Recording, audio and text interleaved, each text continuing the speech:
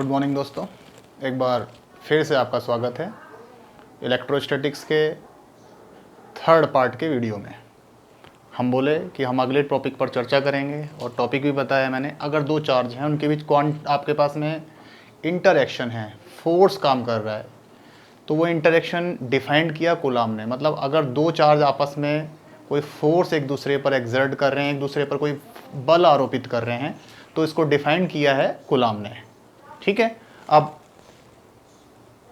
दूसरा, कूलाम जो है वो दो पॉइंट चार्जेस के लिए डिफाइन करता है कि दो पॉइंट चार्जेस हैं Q1 Q2, एक दूसरे से r डिस्टेंस पर सेपरेट हैं, r दूरी पर रखे हैं।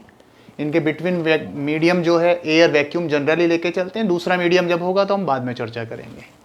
तो ये दो फोर्स हैं, ये दो चार्जेस हैं, एक दूसरे पर फोर्स अप्लाई कर रहे हैं, कोई इंटरेक्शन करते हैं। ये इस पर फोर्स लगा रहा है, ये इस पर फोर्स लगा रहा है, कॉमन सेंस में लड़ाई लड़ रहे हैं। तो लड़ाई किस पर डिपेंड करेगी? उनके स्टेमिना पर। और दूसरा, अगर दो फाइटर लड़ेंगे तो उनके बीच कितना फोर्स लगेगा, ये किस पर डिपेंड करेगा? उनके बीच डिस्टेंस पर। स्टेमिना ज़्यादा होगा, फोर्स ज़्यादा काम करेगा। अगर डिस्टेंस ज़्यादा होगी, फोर्स कम काम करेगा। तो कूलाम भी उसी के अकॉर्डिंग चलते हैं। इनका स्टेमिना ज़्यादा, फोर्स ज़्यादा, डिस्टेंस ज़्यादा, फोर्स कम। मतलब इनके बिटवीन जो इंटरएक्टिव फोर्स है, जो कूलाम फोर्स है, जो स्थिर वैद्युत बल है, जो इलेक्ट्रोस्टैटिक फोर्स है, इन दोनों के चार्जेस के मैग्नीट्यूड जो हैं उनके मल्टीप्लिकेशन के डायरेक्टली प्रोपोर्शनल। मतलब जितना ज़्यादा चार्ज, जितना ज़्यादा स्टेमिना, उतना ज़्यादा फोर्स। इनके बिटवीन डिस्टेंस जो है उसके स्क्वायर के इन्वर्सली प्रोपोर्शनल। डिस्टेंस ज़्यादा, फाइटर लड़ेंगे नहीं, फोर्स काम करेगा नहीं, फोर्स कम।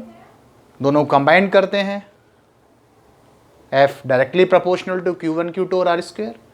जब इसको प्रोपोर्शनलिटी से इक्वलेंट करना है तो एक प्रोपोर्शनलिटी साइन आएगा, दैट इज K। इस समानुपाती नियतांक को नाम दिया गया क्योंकि फिजिक्स का इलेक्ट्रोस्टैटिक्स हम पढ़ रहे हैं, तो इसको इलेक्ट्रोस्टैटिक कांस्टेंट या स्थिर वैद्युतिकी नियतांक बोलते हैं। मीडियम बदलेगा, फोर्स अलग होगा। जो फोर्स काम करेगा वो इन दोनों को, जो लाइन ज्वाइन करा रही है, जो लाइन मिला रही है, उसके अकॉर्डिंग। अगर ये चार्ज इस पर फोर्स लगाएगा तो फोर्स काम करेगा इस लाइन के अलोंग, इस डायरेक्शन में। ये चार्ज इस पर फोर्स लगाएगा तो वो काम करेगा इस लाइन के अलोंग, इस डायरेक्शन में। अगर मीडियम एयर वैक्यूम की बात करें तो इस कांस्टेंट की जो वैल्यू होगी 1/4πε0, डिजिटल वैल्यू। इसका SI unit newton into metre square पर कूलम स्क्वायर, देख लेंगे कैसे कैलकुलेट होता है।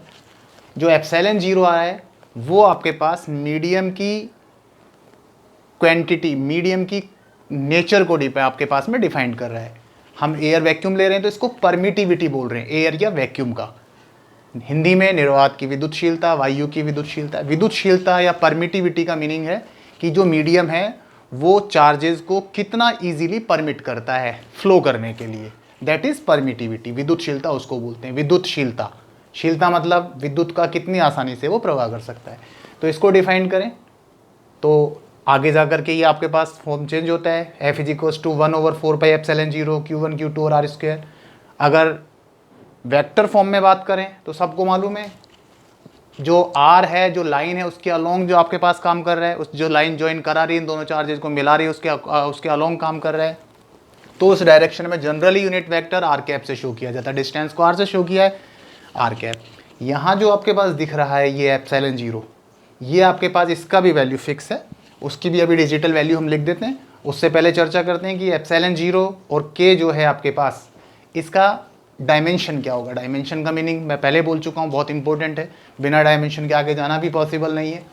तो यहाँ आपके पास डायमेंशन की जब बात करेंगे दोनों की, कूलाम फोर्स के Q1 Q2 और R स्क्वायर, के यहाँ से लेते हैं तो इसका SI unit, this is force, ये फोर्स है, बल है, डिस्टेंस दोनों चार्जेस।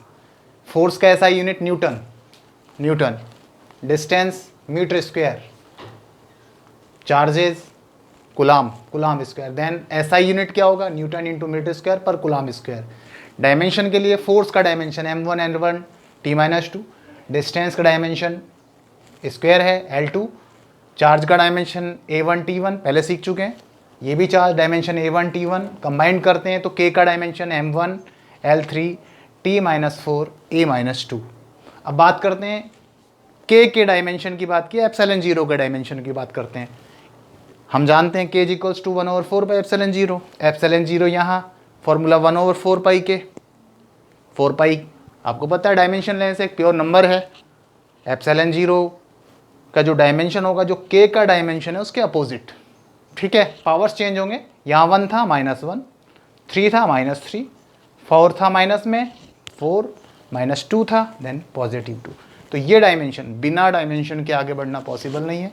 तो ये सिंपल है। अभी आपके पास मीडियम चेंज होता है तो आगे हम कैसे इस फोर्स को आगे चेंज करेंगे, इसका वेक्टर रिप्रेजेंटेशन कैसे होगा, और उसके बाद फिर कुछ न्यूमेरिकल पर चर्चा करेंगे।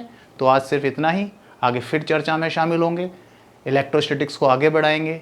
धन्यवाद, बहुत बहुत धन्यवाद।